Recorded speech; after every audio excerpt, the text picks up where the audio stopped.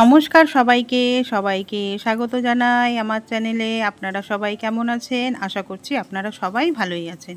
Friend, আজকে আমি আপনাদের সাথে শেয়ার করব ছানার জিলিপি রেসিপি, কিন্তু ছানা ছাড়া ছানার জিলিপি রেসিপি। ছানা ছাড়াই ছানার জিলিপি রেসিপিটা করার জন্য কি কি উপকরণ লাগবে চলুন আপনাদের সাথে একে একে রেসিপিটাকে সম্পূর্ণ শেয়ার করছি। তার আগে বলবো, যারাই আমার এই রেসিপিটাকে নতুন দেখবেন, আমার চ্যানেলটাকে আজকে নতুন ভিজিট করেছে, প্লিজ চ্যানেলটাকে একটু সাবস্ক্রাইব করে দিয়ে আমার পাশে থাকবেন। আর ফেসবুক থেকে যারা দেখছেন তারা পেজটাকে ফলো করে দিয়ে আমার পাশে থাকবেন। সবাইকেই পাশে থাকার অনুরোধ রইল।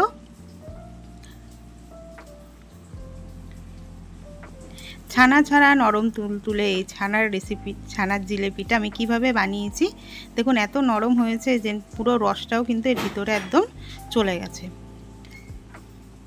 তার জন্য নিয়েছি আমি মিষ্টি আলু। মিষ্টি আলুগুলোকে আমি ভালো করে বয়েল করে নিয়েছিলাম। মিষ্টি আলু বলতে রাঙা যে আলু, মিষ্টি আলু বলি আমরা, অনেকে রাঙা আলু বলি। এগুলোকে ভালো করে ম্যাশ করে নিয়েছি। এবার তার সাথে দিয়ে দিলাম ময়দা 1 টেবিল স্পুন, আর তার সাথে দিয়ে দিচ্ছি 2টো এলাচ, আর তার সাথে দিয়ে দিচ্ছি 2 টেবিল স্পুন সুজি। এলাচ আর সুজিটাকে মিক্সিতে ভালো করে ফাইন একটা পাউডার তৈরি করে নেবো, পেস্ট করে। দেখো, এটা আমার ভালো করে পেস্ট করা হয়ে গেছে। এটাকে একটু চেলে নেব, যেহেতু আমি এলাচটা গোটা দিয়েছি, এরকম করে দিয়েছি বলে এরকম চেলে নিলাম। আর আপনারা যদি চান তা এলাচ পাউডারও দিতে পারেন, তা সেক্ষেত্রে চালার দরকার নেই। সুজিটাকে একদম মিহি পাউডার করে নেব। তার সাথে দিয়ে দিচ্ছি 4 টেবিল স্পুন গুঁড়ো দুধ।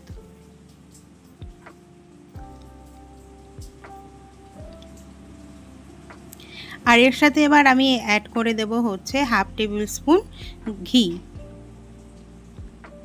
দিয়ে এগুলোকে ভালো করে মেখে নেব।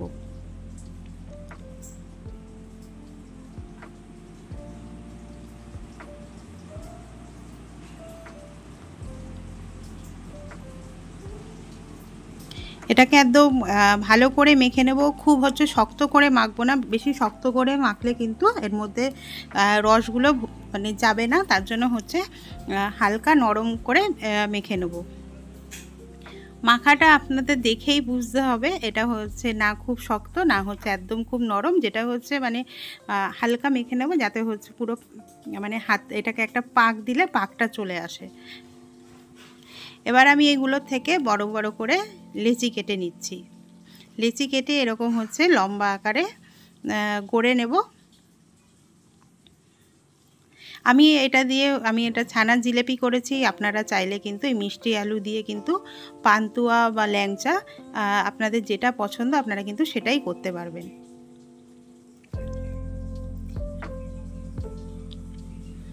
দেখুন, একে একে আমি এবার এর মধ্যে জিলিপি যেভাবে তৈরি করে ওরকম করে এটাকে তৈরি করে নিচ্ছি।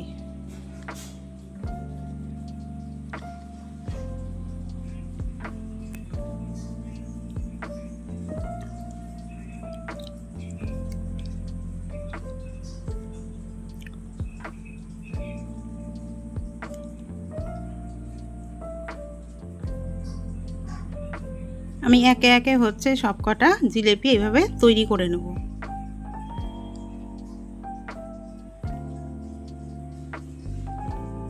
আর মিষ্টি আলু আমি এখানে নিয়েছিলাম 4টে মিষ্টি আলু নিয়েছিলাম, মাঝারি সাইজের।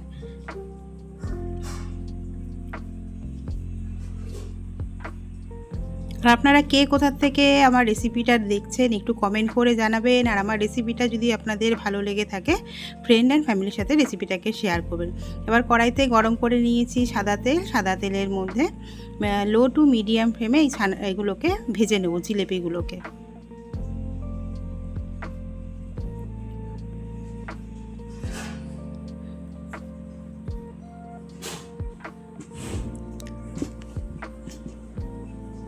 সাদা তেলের মধ্যে আপনারা চাইলে কিন্তু একটু 1 টেবিল স্পুন মতন ঘিও দিয়ে দেবেন, তাহলে আরও স্মেলটা আরও ভালো আসবে। মিষ্টি আলুটা এমনিই যখন ভাজা হয় তখন কিন্তু এর থেকে একটা সুন্দর স্মেল আসে।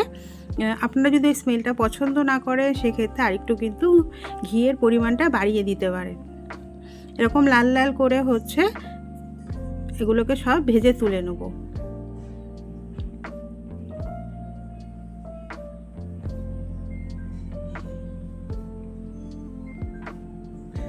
ভেজে হচ্ছে চিনির যে রসটা করে রেখেছিলাম ওর মধ্যে আমি এর মধ্যে শিরাটা সেটার মধ্যে এগুলোকে চুপিয়ে দেবো।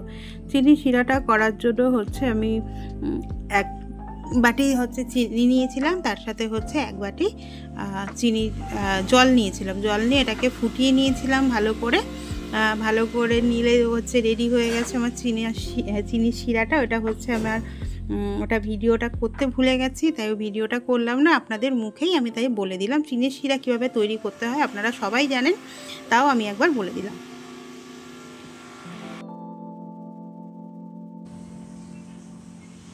সব কটা জিলেপিকে এরকম লাল লাল করে ভেজে নেব। ভেজে নিয়ে চিনির শিরার মধ্যে চুবিয়ে রাখবো হচ্ছে 1 ঘন্টা মতন।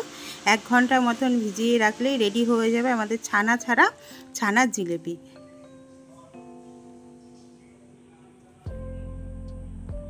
আর চিনির শিরাটা যখন করেছিলাম আমি এর মধ্যে আবার একটু কিছুটা এলাচও দিয়ে দিয়েছিলাম, 4-5টা এলাচ দিয়েছিলাম। আপনারা চাইলে এলাচ বা গোলাপ জল পছন্দ করলে গোলাপ জলের স্মেলটা গোলাপ জলও দিতে পারেন।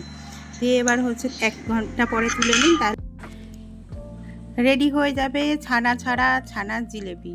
নরম তুলতুলে এই ছানার জিলিপিটা আপনারা হচ্ছে বাড়িতে হচ্ছে বানিয়ে সবাইকে পরিবেশন করুন। আশা করছি বাড়ির প্রত্যেকের খুব ভালো লাগবে।